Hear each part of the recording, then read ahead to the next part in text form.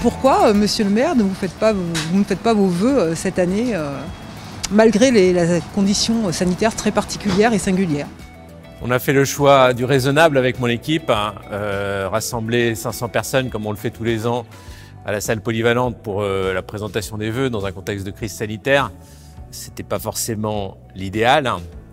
Alors on a choisi la sécurité. Et d'ailleurs, c'est la première demande que j'ai à vous adresser. Protégez-vous, vaccinez-vous. J'ai entendu quelqu'un dire qu'il fallait emmerder les Français non vaccinés. Moi, je vais emmerder personne. Mais j'aimerais que vous fassiez tous les bons choix, les bons gestes. Se vacciner, c'est se protéger et protéger les autres. Appliquer les gestes barrières. Nous, on fait notre part en renonçant à ce moment des vœux qui est vraiment un moment de convivialité, de bonheur partagé. Ça reviendra l'année prochaine, je l'espère de tout cœur. Mais en attendant, on va avoir ce petit temps d'échange avec les Bergaliens à travers les questions qui sont posées. Et ce sera nos vœux pour cette année.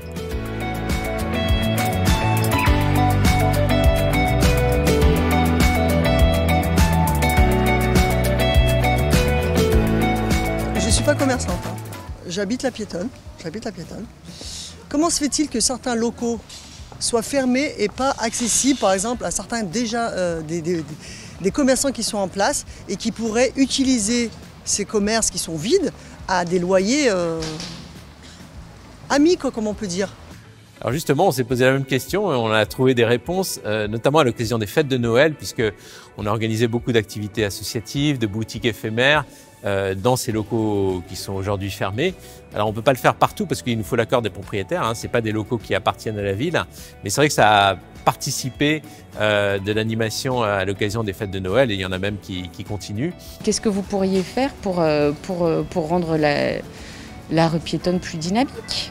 Toute l'année, on essaye de réaliser des animations parce que cette rue piétonne, évidemment, on y tient. Alors sur le sujet plus largement des commerces fermés, c'est quelque chose qui revient souvent. Il faut savoir que le nombre de commerces fermés, en fait, il est toujours à peu près le même depuis qu'on est là. C'est-à-dire qu'il y a des commerces qui ferment, puis après, il y en a d'autres qui ouvrent. C'est la rotation normale des commerces. Donc, on est très attentif, mais il n'y a pas de signal d'alerte particulier par rapport, en tout cas, à ce nombre de commerces. Et puis, il y a quelques boutiques, ça aussi, on y travaille, qui sont dans des bâtiments qui sont condamnés. Donc, elles sont tout le temps fermées. Mais ça, on n'y peut rien parce qu'il faut que les bâtiments trouvent une autre destination. Fondamentalement, on a quand même la chance d'avoir maintenant une très très belle rue piétonne suite aux travaux du mandat précédent. Des commerçants qui sont absolument formidables, dynamiques, motivés. On a vraiment des très très beaux produits dans tous les domaines ici à Bourgoin-Jallieu. Donc voilà, c'est mon appel, venez faire vos courses à Bourgoin-Jallieu, il y a tout ce que vous voulez. En fait, c'est quand que les gens ramasseront les crottes de chiens dans les parcs pour chiens. Voilà, c'est juste que moi je passe souvent devant et j'ai remarqué que les gens laissaient leurs chiens faire leurs besoins, mais ils ramassent pas forcément alors que c'est marqué juste devant, ramasser, tout ça.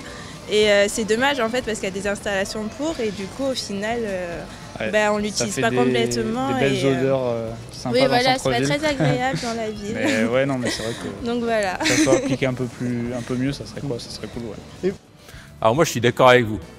Les crottes de chien, c'est une plaie, pas seulement dans les canicites, ici dans la rue piétonne, un peu partout en ville. Alors il faut ramasser ces crottes, ou plus précisément les crottes de son chien, car sinon ça peut vous coûter cher avec des amendes. Moi je demande toujours à la police municipale d'être très rigoureuse là-dessus. On a aussi les caméras, évidemment c'est difficile d'attraper les gens, mais vraiment je fais un appel au civisme.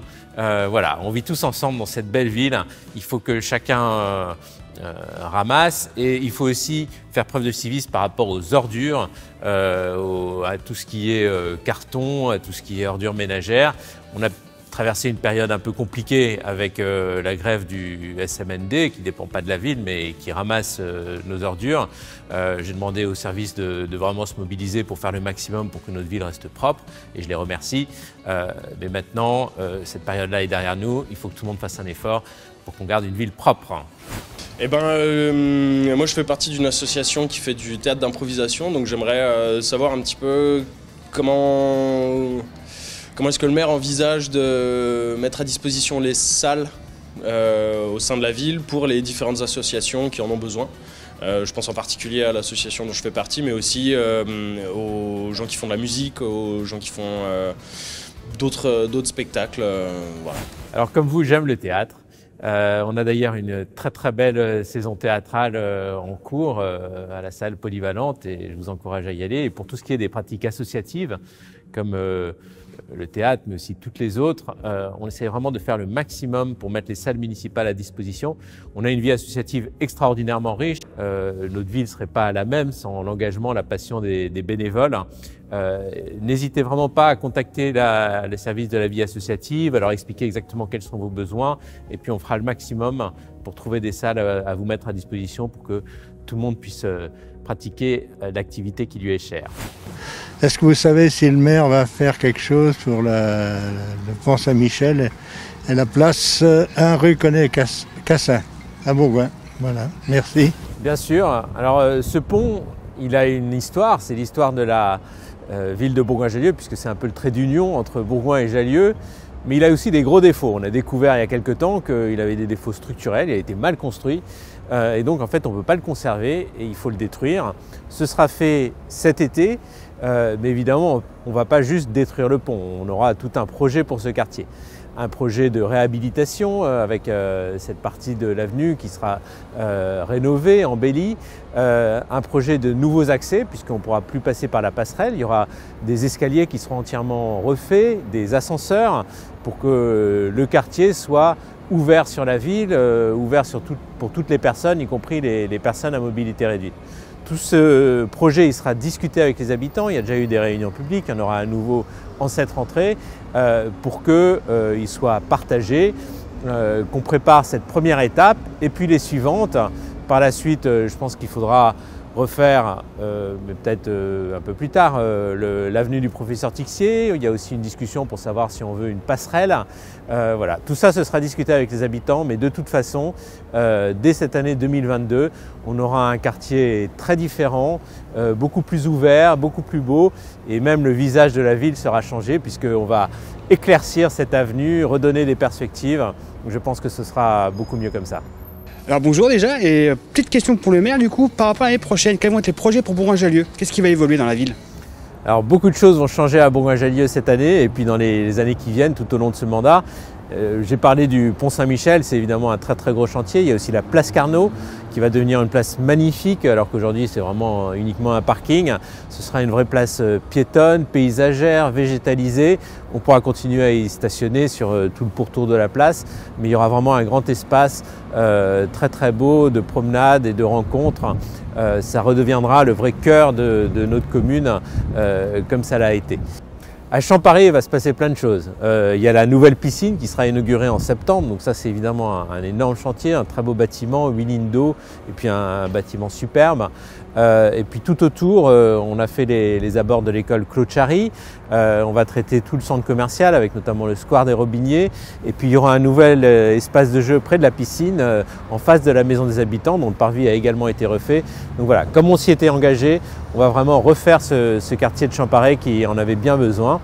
Et puis le gros chantier de ce mandat, ce sera le nouveau quartier Ramseyer, au nord et au sud de la gare, sur le site des magasins généraux. Et puis devant la gare, on va construire un nouveau parking. On va refaire l'ensemble du parvis pour que ce soit une vraie zone d'échange entre tous les modes de circulation, vélo, piétons, bus et puis les trains bien sûr. Donc ce quartier-là, qui va sortir de terre sous ce mandat, ce sera aussi quelque chose d'assez extraordinaire. Voilà, on a beaucoup de beaux projets pour la commune encore pour les prochaines années. Nous habitons Bourgoin depuis bientôt 3 ans. C'est une ville que nous apprécions beaucoup et on a eu l'occasion de découvrir la voie verte qui va de Bourgoin jusqu'à l'île d'Abo. Et je voudrais savoir s'il y aura une prolongation qui ira jusqu'à par exemple la Tour du Pin. Alors on va prolonger la voie verte pour qu'il y ait une vraie continuité. Il y a des travaux à Vaumilieu, on a prévu la passerelle sur la Bourbe et puis on va aller plus loin, aussi vers le nord et puis si possible vers l'est. Alors jusqu'à la Tour du Pin, pourquoi pas, il faudra qu'on y travaille. En tout cas c'est un beau projet et pour ce projet-là, comme pour d'autres, j'en profite pour vous parler de notre plateforme participative jeparticipe.bourgoinjallieu.fr. C'est un bon endroit pour aller mettre vos idées. Vous postez l'idée, les gens votent et comme ça, nous, on prend les meilleures idées pour les mettre en œuvre. C'est quelque chose auquel on tient beaucoup dans ce mandat, de faire vivre la démocratie participative. On le fait à travers les conseils de quartier que vous pouvez tous rejoindre et on le fait aussi à travers cette plateforme.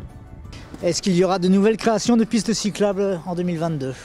Alors, moi je suis un cycliste et donc avoir des pistes cyclables à Bourgoin-Jallieu, évidemment, ça me parle. On en a fait pas mal au cours du précédent mandat, on en a fait 6 km. On va continuer dans ce mandat pour essayer d'avoir des vraies continuités, qu'on puisse traverser d'est en ouest, du nord au sud, dans des voies réservées pour être en sécurité.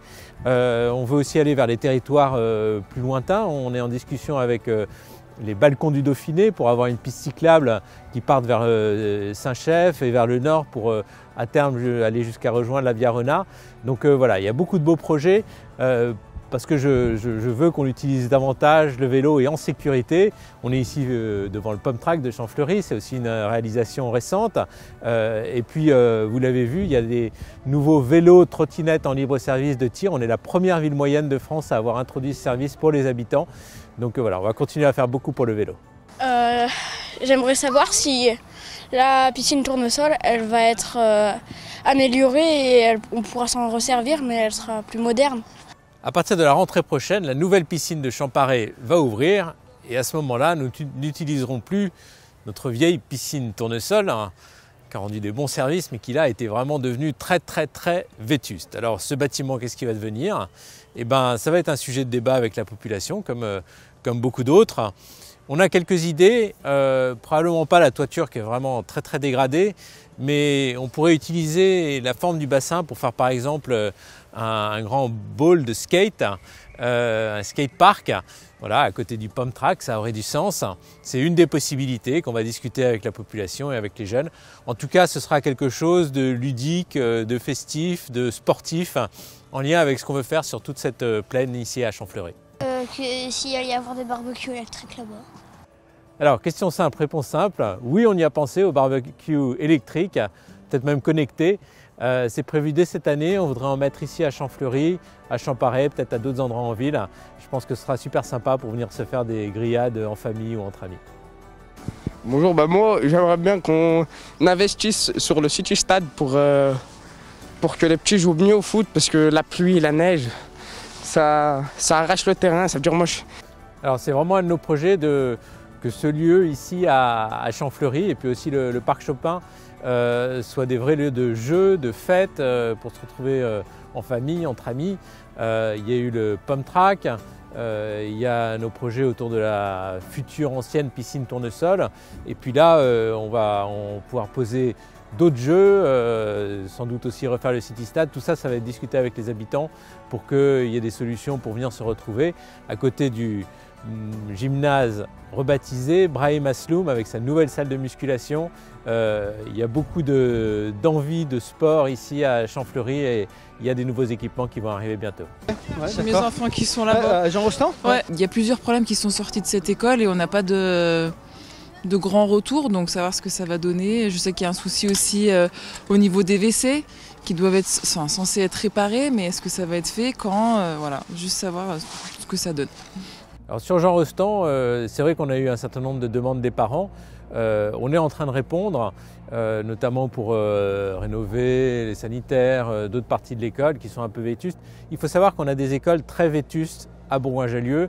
Ça, c'est pas de notre fait, c'est une situation qu'on a trouvée en 2014. On a d'ailleurs lancé un plan école avec des investissements très importants, 500 000 € par an, justement pour remettre ces écoles à niveau progressivement, traiter les cours d'école, les sanitaires, les classes et avoir un lieu d'accueil qui soit digne de nos enfants. Et puis en particulier traiter la question de la restauration scolaire. On a un peu besoin de pousser les murs ici à Bourgoin-Jallieu avec tous les enfants qui viennent à la cantine, et il y en a de plus en plus. Et c'est le cas notamment à Jean Rostand avec un très beau projet de restaurant scolaire. C'était un projet qui a été porté par des élèves d'école d'architecture. Ils ont amené des nouveaux matériaux, des nouvelles idées. On a essayé vraiment d'avoir quelque chose qui soit en lien avec les attentes des enfants, des élèves. Par exemple, il y a une cuisine pédagogique qui va permettre de travailler avec les enfants. Donc voilà, tout ça se met en place, ça va être très sympa à l'arrivée, mais c'est vrai qu'il faut être un peu patient à cause de ce patrimoine un peu ancien qu'on rénove progressivement. Pourquoi laisser les places de parking payantes à Bourgoin alors que c'est en train de tuer Bourgoin? Si on n'avait pas de stationnement payant, c'est là qu'on n'aurait plus de commerce à Bourgoin-Jallieu. Parce que si les places sont gratuites en centre-ville, là où il y a une forte demande pour les places, eh ben on aurait des gens, soit les habitants, soit même les commerçants eux-mêmes, soit toutes sortes de personnes pour différentes raisons qui laisseraient leur voiture toute la journée garée là et les clients ne pourraient pas venir pour stationner. Donc notre politique de stationnement, elle est vraiment adaptée là où la pression est un peu moins forte, donc en fait dans l'essentiel de la ville, hein, dès qu'on sort du centre-ville, le stationnement est gratuit, c'est ce qu'on préfère. Il y a un stationnement de longue durée, là on est un peu à la périphérie du centre, mais dans le centre-ville, il faut vraiment réserver les places aux clients des commerçants, sinon il n'y a plus de commerce qui fonctionne dans une commune comme la nôtre.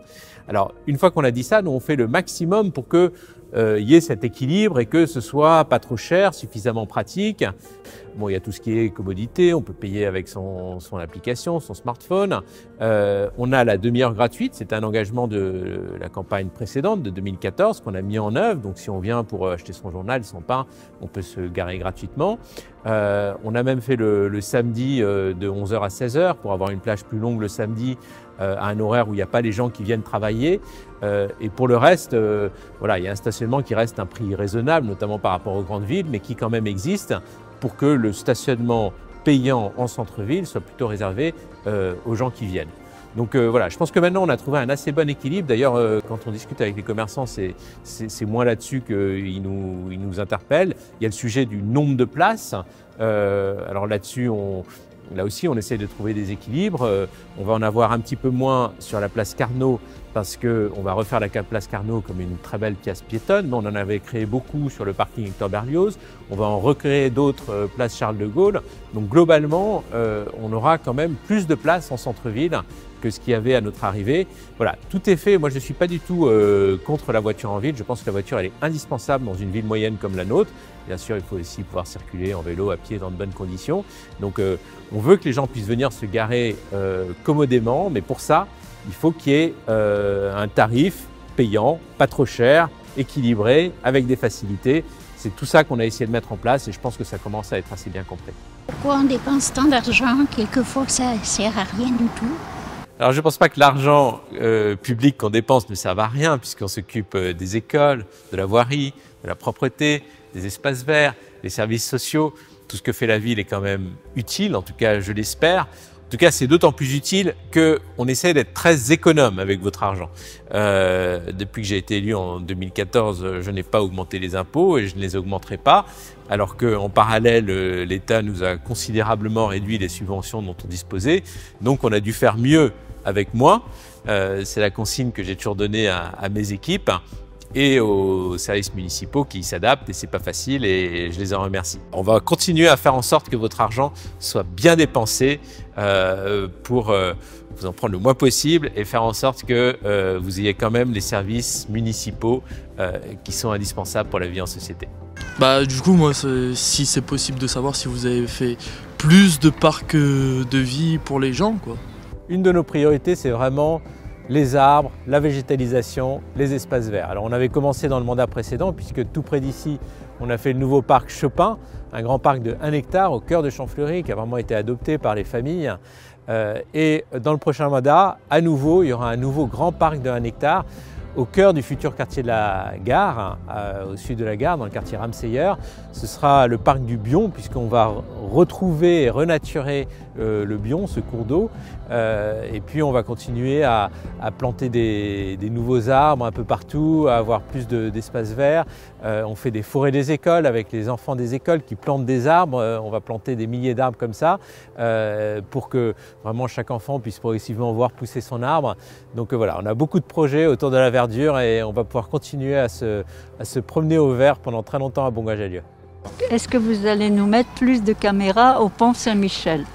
Au niveau du pont, là quand on descend les escaliers? Oui bien sûr, d'ailleurs on a déjà commencé, même récemment, on a posé des caméras place Albert Schweitzer pour bien surveiller la partie nord et sud du pont. Il y a eu des gros problèmes de sécurité au pont Saint-Michel avec des bandes qui traînaient, qui embêtent les habitants. D'ailleurs, ça continue. On est intervenu, on est avec la police nationale, municipale. Il y a eu d'ailleurs des arrestations et on va continuer, on ne va pas relâcher la pression.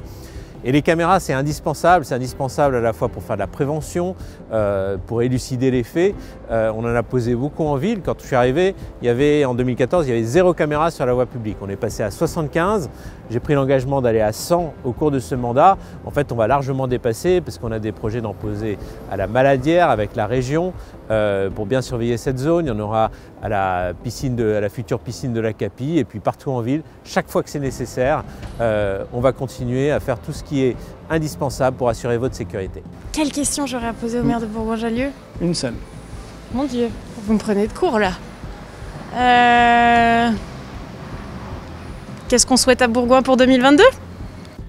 Alors évidemment, on reste dans le contexte de la pandémie. Contre le Covid, il faut continuer à rester prudent et ce que je vous souhaite d'abord, c'est la santé. Mais je voudrais aussi vous rassurer que malgré la maladie, 2022 ne sera pas une année entre parenthèses pour Bourgoin-Jallieu, tellement on a de projets. On va inaugurer la piscine, on va écrouler le pont Saint-Michel et créer un nouveau quartier. On a plein de projets pour Champfleury. Et pour le reste de la ville, y compris un projet d'ailleurs de finalement redessiner notre ville, puisque cette année, on va mettre en place le nouveau plan local d'urbanisme avec une vision assez différente d'avant, puisque on va vraiment jouer la carte de la végétalisation, de la construction raisonnable, pour que Bourgoin-Jallieu reste vraiment une ville où il fait bon vivre. Vous savez que notre population augmente tous les ans, alors de manière maîtrisée, mais voilà, beaucoup de gens ont envie de s'installer chez nous ou d'y rester. On les comprend, on est bien à Bourgoin-Jallieu. Alors je vous souhaite de trouver beaucoup de bonheur dans notre commune avec nos proches.